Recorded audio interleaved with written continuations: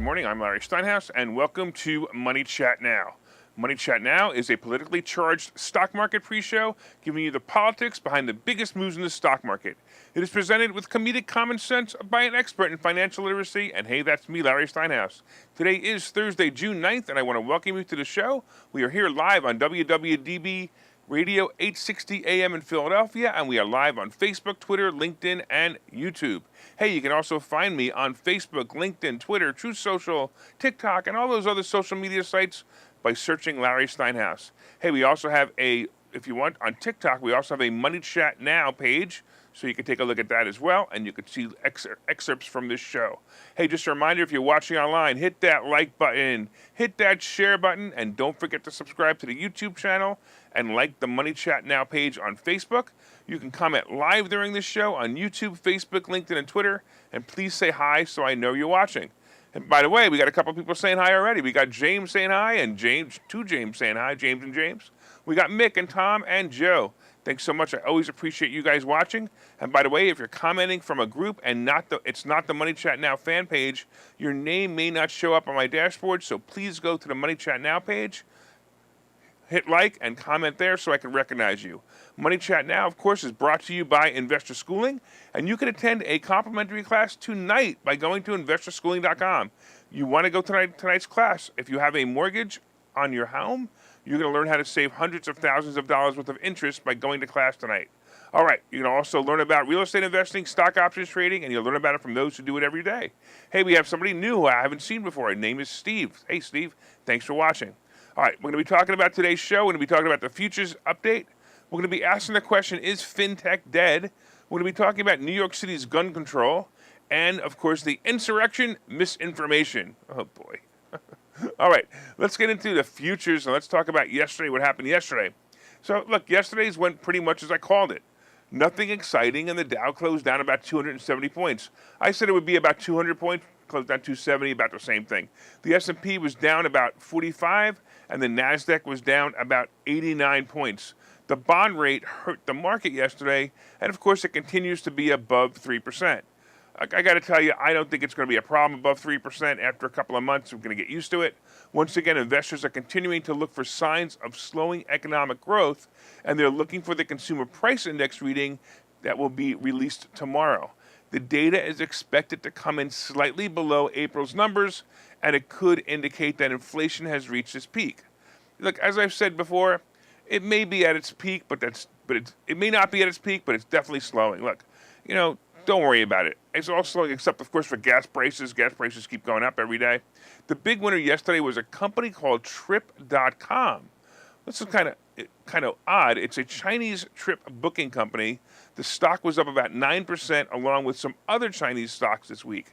NIO, is reporting today, and all of the Chinese stocks are bouncing out of the COVID coma, with guidance saying that they will be okay.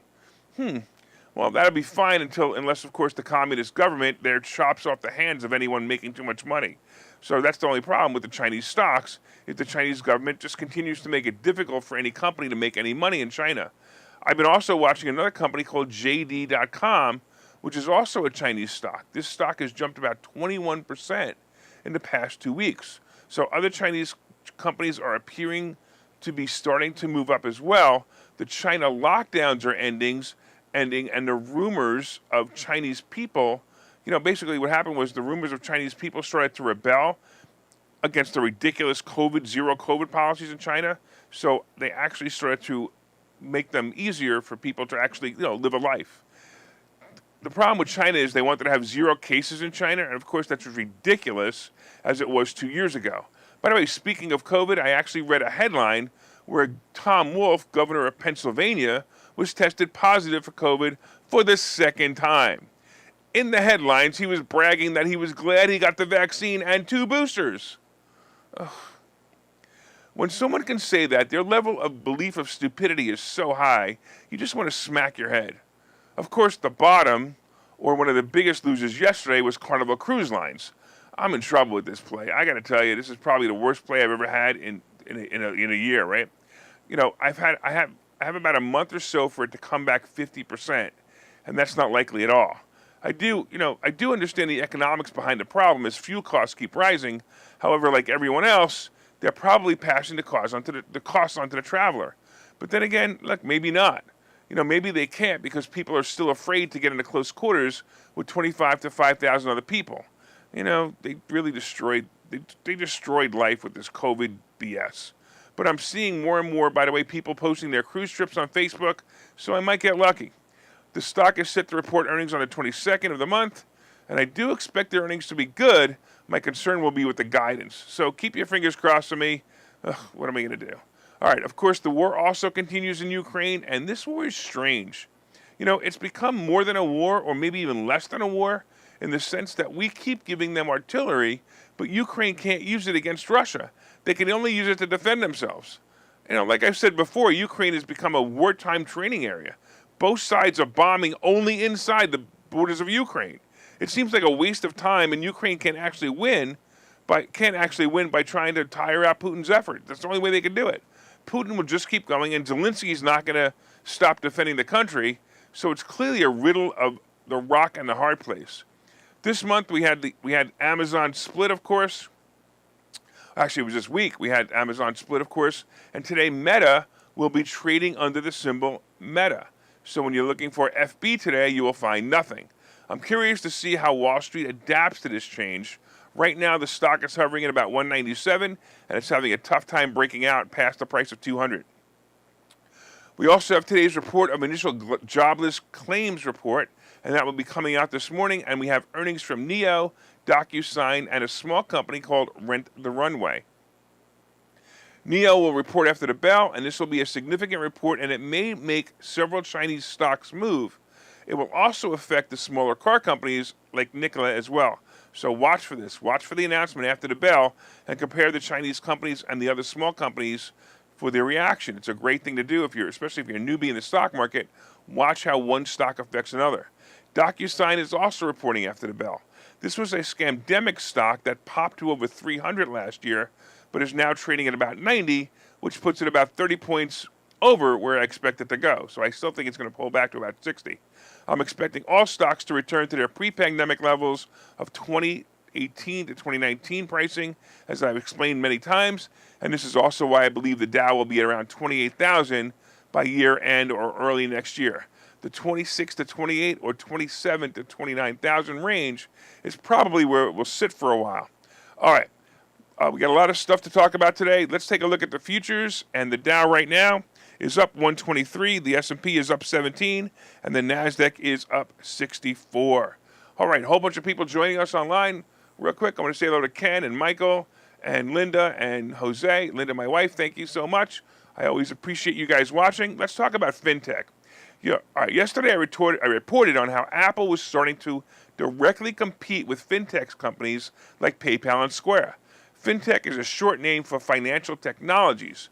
Many new companies were popping up in this arena as company creators realized that there was a whole new world, a whole new emerging market, that is, of millennials who want to invest money in several arenas such as stocks, cryptocurrencies, stock options, futures, and forex. These fintech companies introduced apps like Coinbase, Chime, and others that made investing look sexy. It also gave the newbie a platform to feel confident because others were also putting in their life savings of around $500 and investing it. Then, of course, we have the Reddit app and all the other chatter that happens there that makes the newbie investor feel more confident. Well, now that the economy is changing and so many millennials who need to pay for things like gas, which has doubled in the past year, are finding it difficult to keep investing in a market that's been working against them anyway. I've asked several of my crypto investing friends who at one time bragged about how much money they were up. I asked, are you still up? Almost all of them regretted not selling a long time ago, and some even said, I should have sold it when you told me to. Well, with all this happening, fintech stocks are really starting to drop. We've seen Robinhood start out in an IPO of about 32, quickly rise to 80, and now trades in single digits. We've seen Coinbase go from an IPO of about 250, skyrocket to 370, and touch down as low as 41, and now it's trading at about 70. SoFi is a lending company, dropped about to about 6.75 from a high of about 26. And I got to tell you, all of this makes me believe that financial tech industry is up for a rude awakening as the millennials start to realize they actually have to go to work and give up their dreams of owning a Lamborghini. It often fascinated me watching these guys who lived in the basements of their mother's house think that they would be multimillionaires by investing $500 into some crypto coin. Yeah, I know a few people from the beginning got very lucky with a Bitcoin investment that started out as a fun toy or a fun investment, but these are very few and far in between. The newer fintech companies are also holding off on releasing their new IPOs, mainly because of the fear that their stock will plummet in the first few days after being released. Even some of the CEOs of existing fintech companies are scratching their head at some of the evaluations given to their companies. John Cullison, co-founder and the president of Stripe, said he was unsure if the company could justify its $95 billion evaluation given the current economic environment. It's not even close. Look, they're still privately held with the thoughts of going public, and rumors said they would go public in 2022, but now they're holding back because of the state of the economy. A whole list of fintech companies like Klarna, Zopa, OpenPaid, and others, boy, they come up with some weird names, right? Anyway, they got to find they probably come up with weird names because they got to find the internet, the website. And others are all putting together their plans on hold. I personally believe that many of the fintech companies will merge or get swallowed up by larger companies. The survivors will bounce out of the end of the decade with great business model and great companies. Remember that whatever survives this coming downturn will be the leaders in the next decade. By the way, look for Investor Schooling to be one of those companies and listen to this commercial to attend a complimentary class tonight. Okay, so you thought about buying and selling real estate. You've thought about investing in the stock market, but don't know where to start. Well, what if you could find a place to unlock strategies to master both real estate and the stock market, all without the headache? That place is Investor Schooling, hosted by Larry Steinhouse, an expert in real estate, financial literacy, and the ins and outs of the stock market. You can attend Investor Schooling in person or online 8 times a month. You can and will learn how to make money in real estate, and you will learn mastery of stock techniques such as options and covered calls. You will even get a chance to ask one of your burning questions to the stock options sultan, the master of picks and plays. Call 866-424-2829 for free information and receive a complimentary pass to attend classes, or register online at investorschooling.com. Don't delay. These passes are limited. So what are you waiting for? Call 866-424-2829. That's 866-424-2829. Or visit investorschooling.com. That's investorschooling.com.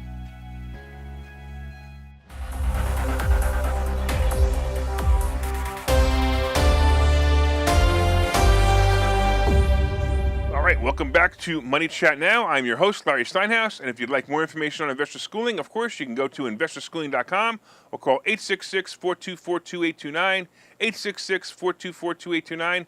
Come tonight. It's going to be a great class. Hey, I want to thank you all for listening on WWDB Radio 860 AM in Philadelphia. And if you're watching online, please hit that share button so you can help your friends learn about how to make more money. I want to say hello to a couple of people joining us online. We got Jose and Bill and Deb and Michael. Thanks so much. I always appreciate you guys. Michael is always saying, anti-Biden stuff. He's got LGB right there. That's awesome. All right. Everybody watching online, all right, go over, scroll over, hit the share button, and share it right now on your page, and share it in groups that you think may benefit from it. Also, hit the like button, and let me know what you think about the show. You can leave comments on Facebook, Twitter, LinkedIn, YouTube, and I will try to respond to them live. Okay. So far, of course, we've been discussing the futures update. Right now, the Dow is up 132, the S&P is up 19, and the NASDAQ is up 75. We talked about the fact whether Fintech is dead. Coming up, we've got gun control, and we've got the insurrection misinformation, and then, of course, we have today's picks and plays. But did you guys hit that like button? Did you hit the share button? Come on, hit that share button. Do it now. Don't forget to leave comments on Facebook, LinkedIn, YouTube, or Twitter. And if you're listening on WWDB Radio, be sure and set a preset to this station and listen every day at 7:30. Also, look up Money Chat Now on Facebook when you get home and let me know what you think of the show. Hey, by the way, I have a new book. Did I tell you I have a new book? Go to wherever fine books are sold and look up Money Hacks by Larry Steinhouse. I promise you're going to learn a lot from this book, and you can get it on Kindle or Nook right now, and you can get the physical book, and it can be pre-ordered, and it'll arrive in about 6 weeks. So order that book right now. Order Money Hacks by Larry Steinhouse. All right, let's get into the second half, and let's talk about gun control. Oh, boy. Leave it to politicians to take advantage of a disaster to move along their communistic agendas. After we had a devastating shooting 2 weeks ago in a Texas school, all the Democrats struggling to make a case to vote for them in the midterm elections are announcing new gun control laws to virtue signal and help them get elected. Of course, the communist in charge of New York, Kathy Hochul, decided to sign a bill into law yesterday. In her opinion, it's going to stop a disaster like the one in Texas. But in my opinion, it'll do nothing but to make her look like the virtual signaling liar. Check out the highlights of this bill in the press release. So if you want to go, you can actually check out the bill. I'll give you the website in a minute where to go to. But it starts out with this statement. Governor Kathy Hochul signed today a landmark legislative package to immediately strengthen the state's gun laws, close critical loopholes exposed by shooters in Buffalo and Uvalde, and protect New Yorkers from the scourge of gun violence that continues to infect our nation and endanger our community. Really? That's her release? Come on. But wait, it gets better, because wait until you hear what's in the bill. Wait till you hear what's in the bill. While I read it to you, remember once again what the press release said, right? So this is what it said. Immediately strengthen the state's gun laws, close critical loopholes exposed by shooters in Buffalo and Uvalde, and protect New Yorkers from the scourge of gun violence that continues to infect our nation and endanger our communities. The bill summary is the following. By the way, I had to read through the entire press release several times to find the actual changes. The entire press release, which I said before, can be found on governor.ny.gov, governor.ny.gov, and it's just full of opinions of Democrat leaders saying how terrible guns and gun violence is. But here are the highlights of the bill. The first one is raising the age to purchase semi-automatic rifles from 18 to 21. The second one, banning body armor. The third one is strengthening the red flag laws. Fourth one is micro-stamping. Fifth is enhancing information sharing. Sixth is improved response and reporting of hateful, threatening social media content. And, wow, that's it. So these are all the things that they see will keep something from happening like Uvalde. Really? Listen, boys and girls, and all the other 53 genders who might be listening, can you find anything in here, actually, that was anything different than the laws we had in place? All right, I found one and one only. Raising the age of buying a semi-automatic weapon to the age of 21. That's the only one that restricts anything here. Yes, I agree. What's the difference anyway? Oh boy, listen guys, if you're going to shoot up a school, you're not allowed to have an AR-14 or 15 anymore. Now you have to use something different. Oh no, wait, I got another way. A bad guy is still going to be able to get a semi-automatic weapon if they want one anyway. But really, this is the substance of the bill? This is her statement on the bill. Her statement. I am proud to sign a comprehensive bill package that prohibits the sale of semi-automatic weapons to people under 21, bans body armor sales outside of people in select profession, closes critical gun law loopholes, and strengthens our red flag law to keep guns away from dangerous people. New measures that I believe will save lives. If this is what they want to do to protect our children being killed by a bad guy with a gun, they should be held responsible for the deaths. Yes, they should. This is garbage, and it's clearly virtual signaling. Oh, and by the way, how does someone wearing body armor make them a killer anyway? On the other front, we have several new gun control proposals going on in the House right now. Listen to some of these dumbass proposals. The Gun Trafficking Act. Yes, this will make gun trafficking a federal crime with 10 years in prison. I don't know, isn't this one obvious or already on the books? The other one is Ethan's Law. This will make it so that you can't have a gun in your home if you have children. Yes, you can't have a gun in your home if you have children. My children or a gun? Huh, let me think. Anyway, by the way, there are 3 more similar proposals for guns in homes. Even some say that the ammo needs to be stored in a separate place than your gun. So when someone breaks into your house, just say to them, hey, hold on a second. Can you wait there while I get my gun from my safe and my ammo from the separate storage place in my basement?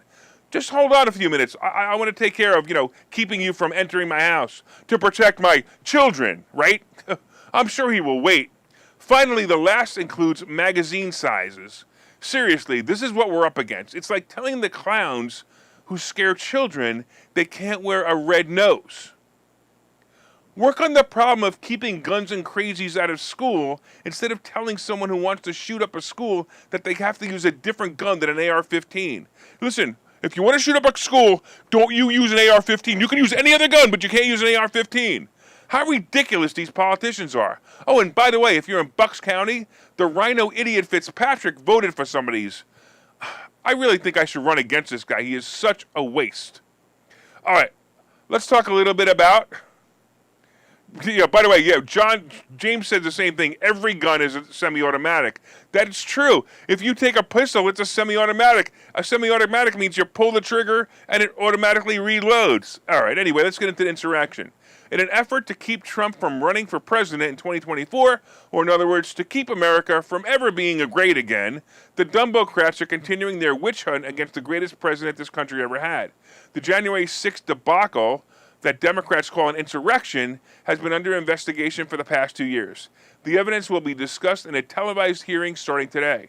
The 9-member committee is expected to show video from that day, the day of the attack, and to hear testimony from a Capitol Police officer, Carolyn Edwards, who suffered a traumatic brain injury from the violence. Also scheduled to testify is Nick Quosted, I don't know, a documentary filmmaker who was following members of the far-right Proud Boys group in the days before the riot on the day of the event, and also including the day of the invasion himself. It seems like the impeachment hearings are all over again. It's exactly the same thing. Why don't they just hire a monkey and train it to jump up and down holding a sign that says, Orange man bad, Orange man bad? It would have more effect than these lying, manipulating Democrats using footage to paint their picture. And what does it all have to do with Trump anyway? He didn't cause this, and the evidence will show, or it probably won't show because I'll never bring it up, that he ordered the National Guard to be there and Nancy Pelosi declined the order. If she didn't want this to happen, she could have prevented it.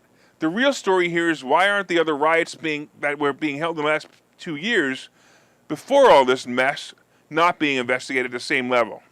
All right, I look forward to seeing this kangaroo court hearing. And by the way, just wait for all the memes on Facebook and Twitter. Silly, silly people. Let's take a break here, and we'll be back with the wrap-up. Hi, I'm Larry Steinhouse, and I've written a book called Money Hacks. The subtitle to this book is because everything you think you know about money is wrong, and I promise you there are things you think about money that are wrong. There are chapters in this book that I think you will find absolutely fascinating, and some of them are, what is money anyway? Can money buy happiness? I'll bet you don't know the answer to that question. The truth about credit scores, how you can actually use credit cards to rebuild your credit. I also have chapters on being your own bank, how to buy houses with an IRA, and how to invest with other people's money. There are so many other chapters. There are 22 total chapters in this book, and I promise you're going to learn how to make more money and pay less taxes when you buy this book. My name is Larry Steinhouse. The name of the book is Money Hacks. You can get this book wherever fine books are sold, and you can go to barnesandnoble.com right now and pre-order it. I hope that you will enjoy it.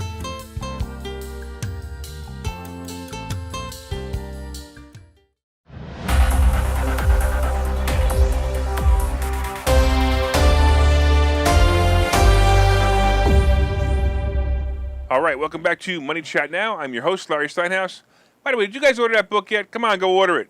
Hey, a couple of people online who have joined us I haven't said hello to yet. We have Jose and Bill and Deb and Doug K and Charles. All right, thanks, guys. Always appreciate you guys watching. And Moshe and Michael. So thanks so much for watching. I always appreciate you guys. And if you're watching for the first time or if you haven't said hi yet, please say hi now. All right, right now the futures are up 80, which dropped a little bit. The S&P is up 12, and the NASDAQ is up 45.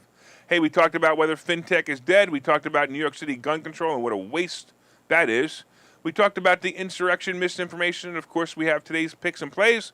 But did you guys hit that like button? Did you guys hit that share button? Let everybody know what great stocks are playing? are coming, I should say, by sharing this information. And you could share this on this page. You can share it on your page or in groups. You can also leave comments on Facebook, LinkedIn, Twitter. Hey, if you're listening on WWDB Radio, set one of your presets to this channel and listen every day at 7:30 for all you need to know about the politics behind the stock market. All right, let's talk about what's going on. What should we expect today in the market? Once again, it's going to be a lot of the same, which is nothing. Just like yesterday, we may get a slight movement up or down. Again, like yesterday, probably close up or down less than 200 points in the Dow. Not going to be much. It'll probably, probably go up actually just to make up for yesterday, but nothing much because the investors are pretty much waiting until tomorrow for the exciting news of the CPI data. This data will determine the fate of the next interest rate rise and a general look at inflation. Nothing much else to discuss, really. I mean, don't forget, Facebook is now Meta, so take a look at that. META is the new symbol. And tomorrow, of course, I believe will be the start of the good news of the market. This will either be the good news of the CPI report or simply because the dead zone is ending. Next week, we should see some major brands like Meta, Apple, and others start to move up and look for another choppy day. And real quick, the futures are up 66, the S&P is up 9.5, and the NASDAQ is up 30. It's dropping. That's not good. Real quick, crypto. Crypto is holding its own right now. Bitcoin is just above 30,000, and Ether is about 18. And for all you guys who are going to ask me, stay away, stay away. Once again, silver and gold aren't moving, and they're still around 1850 and 22. These numbers have been the same, I mean, for a while now, so something is going to happen with that pretty soon. The Treasury bonds are moving up, and they're above 3%. Again, I also think the market's going to get used to that number, so don't be too concerned about it. Oil prices, the price per barrel is $121 per barrel. I actually thought it would move down. It's not. And now the average gas price has moved up to $4.97 a gallon. Average gas price, $4.97 a gallon. Hey, everybody, let's cheer. Let's go, Brandon. I want to thank all the listeners on WWDB Radio 860 AM in Philadelphia. I want to thank you for your continued support. And if you're enjoying the show, please reach out and let me know. My name is Larry Steinhouse. I am the host of Money Chat Now, and I am the CEO of Investor Schooling. And don't forget, you can contact me directly at contactlarry.com. Don't forget to order my book. Hey, and also don't forget that from time to time, I own some of the assets and options discussed in this show, and the opinions discussed in this show is solely mine, and no one has asked me to discuss them. And you guys all out there, have a profitable day.